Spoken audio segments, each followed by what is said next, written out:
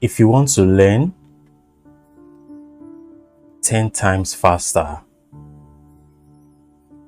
you actually need to forget everything you know about learning faster and follow the 5 steps that I'll be showing you in this video. These 5 steps are steps that I've actually used while I was in school to learn several difficult subjects and even skills that are actually useful for me right now.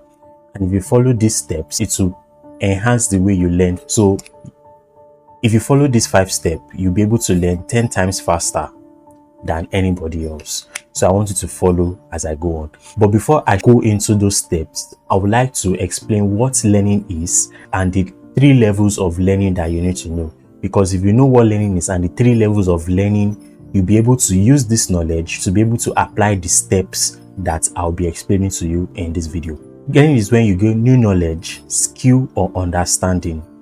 And when you gain this new knowledge, skill, and understanding, learning is when you are able to know that knowledge, use it, and apply it when it is possible. So the 3 levels of learning that I'll be explaining in this video, we have 3 levels. We have 3 levels of learning. Now, the first level is knowing. The second level is use, and the third level is teach. Now, these 3 levels of learning are very important for any student at all, but most students they stay stuck at this first level of learning. But in order for you to move from this level of knowing to these 3 other steps, you need to follow the 5 steps I'll be explaining. But then I want to break down each of these levels so that you'll be able to know what they entail. And when you know what they entail, you'll be able to know how you can apply these 5 steps I'll be showing you. Now, knowing, I'll be using an example in several scenarios and it will help you. Now, take for example, you are trying to learn maths. You're trying to learn maths. And when it comes to mathematics, there are questions that you are given, theories that you need to learn, and there are some explanation that you need to learn. Now, when your teacher is teaching you, this is where you go through lectures, you read textbooks, and when you go through all this, that is when the knowing stage happens. Now, a lot of students stay in this knowing stage and they fail to go beyond the use and the teach. This stage is the highest stage, and I'll be explaining why it is the highest stage. But in order for move from this level and going to, that is why I tell most students that when you are in class and you constantly listen to what they say in class without you using the knowledge yourself and try to provide explanations to it, you don't know it well enough. You listen to something without actually applying it yourself, you are not learning actively, you are learning passively. So in order for you to learn actively, you need to engage, and that is where this use comes in. You need to engage, because this alone is passive learning. And if you continue to just read your book and listen to lectures, you are only learning passively. But how can you now go from learning not learning passively to learning actively? Because these 2 levels are active, and this one is passive. So you want to move from passive to active. How can you do that? Now, the best way for you to do that is to actually force yourself, which I'll be explaining in my 5 steps that I'll be explaining to you. Now, in order for you to move from this while learning mathematics, you need to actually practice the questions yourself. You need to actually use those examples, use those formulas that you are given, and practice it. When you are practicing, you are learning actively. You are engaging your brain in trying to learn that particular thing. Aside from mathematics alone, any skill at all, taught a particular theory in class, in any subject at all, you merely listening to lecture about it and reading about it and even knowing about it is not enough until you use it.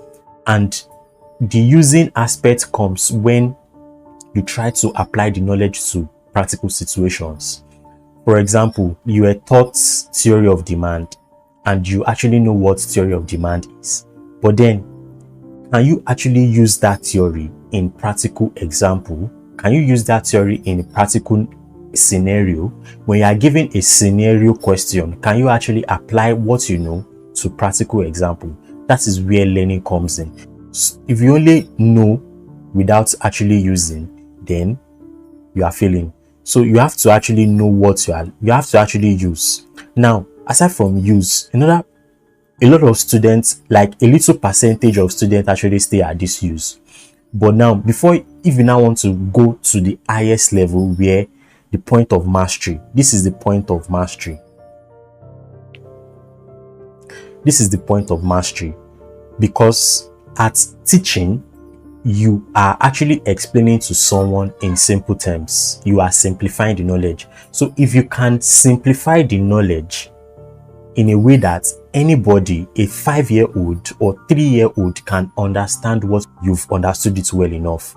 If you can demystify and deconstruct a complex topic into a simple explanation, then you've understood it well enough. That means you can actually link it to a particular experience that you know of, or an operating example that is in real life, that you can break it down to it in order for you to come down to that person's knowledge. If you can do that perfectly, then you've understood it well enough. How many times have you highlighted a text in your book, in your textbook, or an article that you are reading, and you fail to go back to it? This has actually happened to me several times, until I found out a particular way that actually helps me to go back to my highlighted text and help me to remember them more. And the platform that I use is called Readwise. Now, Readwise is a platform that helps you get most out of what you study. And Readwise makes it easy for you to revisit what you study, or revisit what you highlighted from your article or your notes. And one important thing Readwise does is that Readwise imports highlighted text from your book, from a PDF, or from iNotes, or from iBook, or from your Kindle. It imports those highlighted texts and it sends them as email to you daily. That is what Readwise does. And instead of just highlighting them and you think that you go back to it and you don't go back to it, when you highlight them and you import those texts into Readwise, it sends you a daily email about it. One thing Readwise does is that it helps you remember most of those things and helps you to grow your knowledge in those things. I've used Readwise a lot and it has really helped me to remember most of the things that I highlight from text. And this is a particular way you can do it. Now, Readwise, this is the home dashboard, and Readwise can help you to import text. So you can import your text from Readwise, you can export, you can also browse highlights. That is, you can search from books that you've read or from books online and search highlights. And you can also adjust the settings of your highlights, whether you want to be receiving 4 highlights per day or every 2 days at 1 p.m. You can set those times and it will send those highlights as email to you. If you want to get everything Readwise have to offer for free for 60 days, click the link right now in my description and get access to everything Readwise have. But then, how can you go from knowing to teaching to the point of mastery? I'll be explaining this step to you right now. How can you actually apply this 5 steps that I'm talking about? So we have 5 steps. Now, the first step is to connect emotionally. Now, for you to be able to learn something effectively, for you to be able to go from knowing to actually teaching, even for you to be able to get to the knowing stage, you need to connect what you are learning emotionally. How can you connect emotionally? Emotion is the determinant of every action that you take as a human being. There's an emotional element to every action that you take. Take, for example, the reason for you to learn something is that you want to achieve a particular goal. You want to get good grades. You want to learn a particular skill. There's a goal attached to it. So if you can clarify that particular goal and know why you are learning that thing, the urge of you learning it, that is the emotional part. So if you are interested in what you are learning, then there are possibilities that you can go from knowing to teaching stage. So if you can clarify what you are learning through emotion, whether it's attached to something that makes you happy or something that makes you accomplished about something. But if it's something that makes you sad, there are possibilities that you will not learn. So you need to connect to whatever you're learning and know what will actually make you happy. You must be interested. You must be interested in whatever you are trying to learn. So if you are not interested, there is no how you'll be able to learn effectively. So if you are not happy, you'll not be interested, and there's no how you can learn 10 times fast. So in order for you, this is the first stage. And if you don't clarify this first stage, the every other thing will collapse. So you need to be able to ask yourself why. Why are you learning this part? Why am I learning this skill? Why do I need to know this formula? Why do I need to know this particular subject? Why do I need to know this skill? If you connect it to it emotionally, you'll be able to learn. Let me use myself for an example. The only reason why I was so aggressive learning some specific things in school is because I really needed to keep my grades up. Now, the keeping my grades up is the why, because I don't want to let my grades drop. And because of that, anytime I want to learn or anytime I feel sad or something, if I keep reminding myself of the reason why, I get motivated and I'll be able to learn successfully, right? So you need to, or maybe you are trying to learn a particular skill in order for you to get money, or in order for you to start working in a place that they'll be paying you good money. That is a why. So if you can connect it, then every other thing will go smoothly. But if you cannot connect it to it emotionally, there's no reason why you should learn it. Or maybe you are being forced to learn something, then you'll not be able to learn successfully. So that is the first thing that you need to take into consideration. Now, the next thing that you need to take into consideration, because emotion alone cannot take you, you need to focus deeply.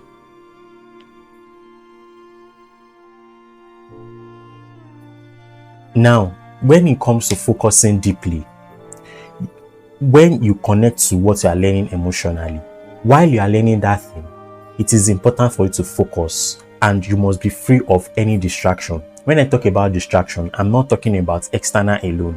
They can be internal distractions. They can be, okay, let me use myself for an example. When I was in school, I so had a desire to study because I have the why. But then I could not study effectively because at times I could be hungry. At times I can be thinking of how to get money to maybe buy something, or maybe eat my afternoon meal or night meal. And I might be thinking about something. So all those things are distractions, and it might not make you focus deeply. So if you take care of those internal distractions, internal distraction can be worries. One important thing why focus is very important is that when you are focused, every nerve cells in your brain pays attention to that thing entirely, because while you are learning with different senses, right? You're learning with different senses, and these senses have to capture this information that you are trying to learn in order for you to encode it in your brain. So if these senses are distracted by another thought or another event, you'll not be able to use those senses to capture those things that you are trying to learn, and in fact you'll not be able to learn successfully. And that is where, no matter how much you read, you just discover that you keep reading the same thing over and over again, because you keep going back to what you are trying to learn, because it could not focus fully on what we are learning in the first place. That is why whenever you are learning, put all your focus into it. You must be free of any distraction. You must make sure that you are not in a very distracted area and focus. So you have to focus deeply. Now, after going through all these things, this is more of a psychological approach to it. Now, you need to understand what you are learning. Understand first. Now, this is where the practical of studying comes in, because everything that I'm saying here, everything that I was talking about emotion and deeply, is something that you need to consciously do. Now, this is where the work comes in, because after you've taken care of, but most students don't take care of these aspects, don't take care of these two aspects and go through understanding first. and they tend to force themselves repeatedly. That is when you are trying to connect. Now, because when you focus deeply, your memory and everything is focused, all your senses is focused, and you can be able to create, you can successfully create neurons. You can successfully connect to existing neurons, and that is where understanding will be very easy. Because when you are understanding, you are connecting to analogies, you are connecting to experiences about that thing you are trying to learn, you are connecting to examples, and that is where you are in the knowing stage of the different stages of learning. You are in the knowing stage. This is where you understand what you are trying to learn deeply.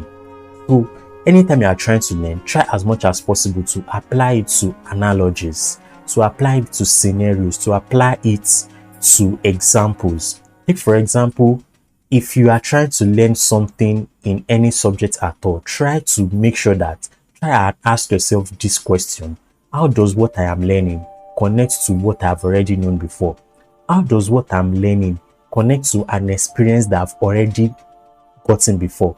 How does what I'm learning connect to an example your teacher has discussed in class? How does what I'm learning connect to a particular experience that I've seen before? How does what I'm learning connect to a conversation that I've had before? So if you keep asking yourself this question, you keep going deeper into what you are learning. So you'll not be able to learn at a surface level, you'll be able to go deeper into what you are learning. And you can successfully do that when you focus deeply. If you don't focus deeply, you'll not be able to provide answers to those questions that I asked you. And in fact, learning will be very difficult for you. So you need to take care of those things while you are understanding. You must practice deliberately. Now, when you practice deliberately, you are trying to use the information. You are trying to, whenever you are learning something in mathematics, practice that particular thing and make sure that it becomes part and parcel of you. Because if you stay at the understanding alone without practicing, then you tend to forget the information. And in the level of learning that I explained to you earlier, use of the information is the level 2. And if you know alone without using it, then there is no use for learning. In fact, the whole learning process will collapse. So in order for you to be able to learn effectively, you need to actually apply what you are learning in real life situation. It could be a theory that you learned. Try to apply it in real life situation. Try to apply it in conversations that you are trying to learn. If it's a topic in mathematics, try to apply the formulas and the techniques to questions, to different questions.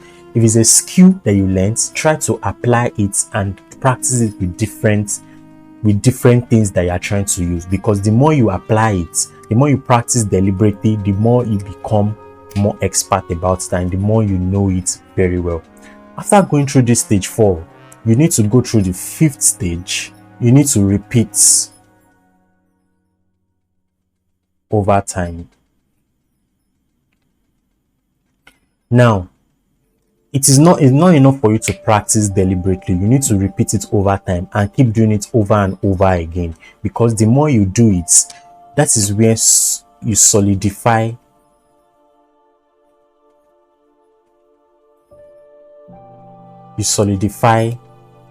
the information. This is where you solidify the information, because the more you repeat what you learn, the more you are giving your brain chance to solidify the connection you've made while you focus deeply and while you are understanding.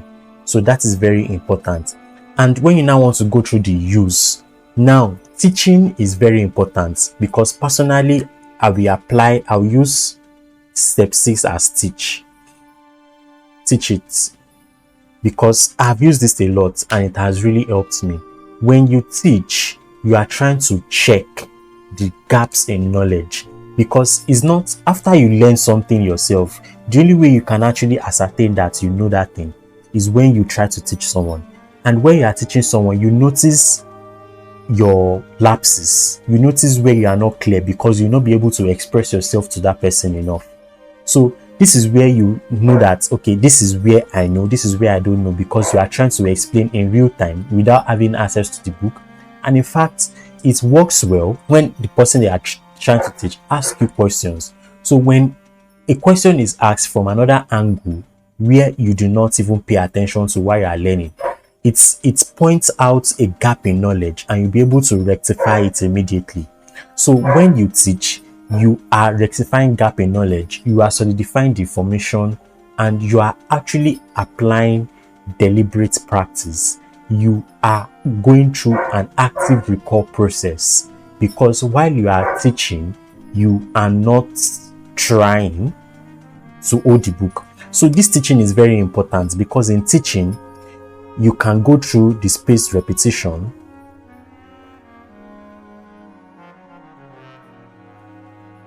You can go through the spaced repetition when you teach over time. And while you are teaching, you can also do active recall. While you are teaching, you can also use chunking. You can use different methods while you are teaching. And this whole method will actually help you to solidify the information while you are teaching. So it will help you. So if you can demystify and actually simplify the information to that person, then you become the master of that subject. Then you own it. So teaching helps you to own what you are learning. So if you cannot explain it in simple terms, that means you've not actually owned the knowledge. And the point here is, the point of learning is to change, is change in behavior. So if you don't own the knowledge and you don't, that means you've not actually gotten the information and you cannot use it and apply it in real life example.